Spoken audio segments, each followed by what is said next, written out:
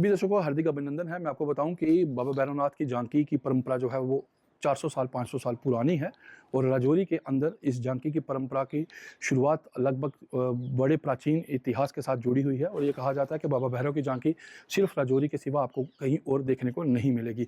संजय दत्त जी ने पूरे विस्तार से आपको बताया कि किस तरह से ये झांकी निकाली जाती है और इसकी परंपरा क्या है, और उन्होंने ये भी बताया कि ये झांकी जो है 400 साल 500 साल पुरानी है और यहाँ पर बाबा भैरवनाथ की कुटिया हुआ करती थी और उसी के दौरान यहाँ पर एक कुछ बीमारी यहाँ पर राजौरी में आ गई और हिंदू मुस्लिम सिख ईसाई जो सभी धर्मों के सभी मजहबों के लोग थे वो उस समय एक संत पीर फकीर के पास पहुंचे और उस पीर के फकीर ने बताया कि एक व्यक्ति को काला रंग करा के नगर का चक्कर अगर कटवाया जाए तो ये बीमारी से जो है राजौरी मुक्त हो जाएगा। तो लोगों ने ऐसे ही किया, तो उसके बाद भैरव की यहाँ पर प्रथा जो है वो शुरू हो गई।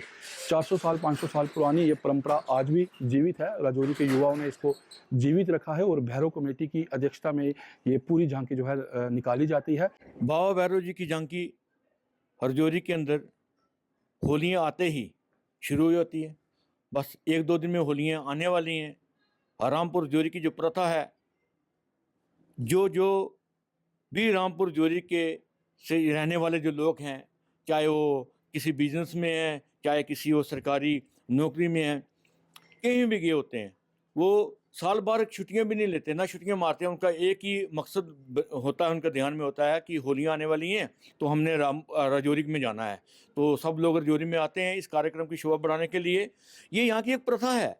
पहले हनुमान जी की झांकी, फिर बाबा भैरव जी की झांकी। यहाँ पे एक बार काल पड़ा था, यहाँ के रामपुर राजौरी के रहने वाले जो बुजुर्ग लोग थे उस वक्त, कई सदियों पहले पुरानी बात है, इसके पीछे कोई डेट नहीं आज तक किसी को भी नहीं दिखी।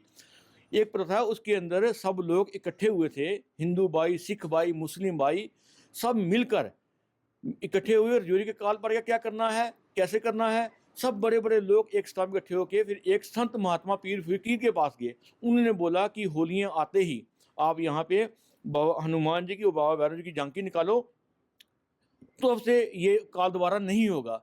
तो लोगों ने उन महात्मा की बात मानते हुए ऐसा ही किया। जब ऐसा किया तो उसके बाद ये जो काल था वही रुक गया। तब से ये प्रथा चलती आ रही है। यहाँ पे लोग तो धार्मिक हिसाब से लोग ये कार्यक्रम को कर रहे हैं, इसका सबको लोगों को इंतज़ार रहता है, सब श्रद्धा भाव से कर रहे हैं। मेरा मानना है कि ये जो बाबा भैरव जी के पास जो चिमटा होता है, ये चिमटा जो है, ये लोग कहते हैं कि चिमटा बाबा भैरव जी मारते हैं। बाबा भैरव जी चिमटा नहीं मारते हैं। बाबा भैरव जी जो है चिमटा, जो प्रसाद जो रूपी है चिमटा, वो लगता है। जिसको भी भैरव जी का चिमटा लगता है उसको जीवन में, चाहे कोई बच्चे पढ़ने वाले हैं वो भविष्य में आगे जाते हैं, चाहे बिजनेस में जाने वाले लोग हैं बिजनेस में आगे जाते हैं। सेहत जो इंसान की जो सेहत होती है वो ठीक रहती है, इससे बुद्धि मिलती है। हमेशा देश हित की बात करते हैं जो लोग भैरव जी के पास आते हैं।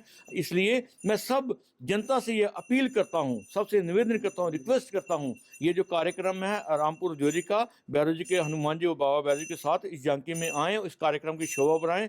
यही हमारी रामपुर राजौरी की प्रथा है। हिंदू भाई, सिख भाई, ईसाई भाई, सब जो लोग हैं, पिछली जो इतिहास बता रहा है, जो मैंने सुना है, जो मैंने देखा है, जो यहाँ पे प्रैक्टिकली हुआ है, ये सब लोग मिल के ही मनाते हैं, मिल के ही मनाते रहेंगे, ये मेरा मानना है।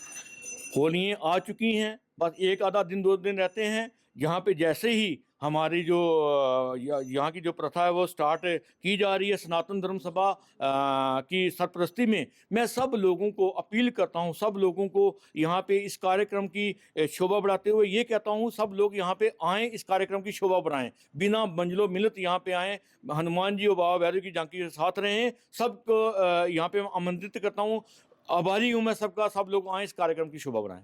आने वाले दिनों में होलियों का पर्व शुरू होने जा रहा है और होलियों के पर्व पे आपको ये झांकी देखने को मिलेगी।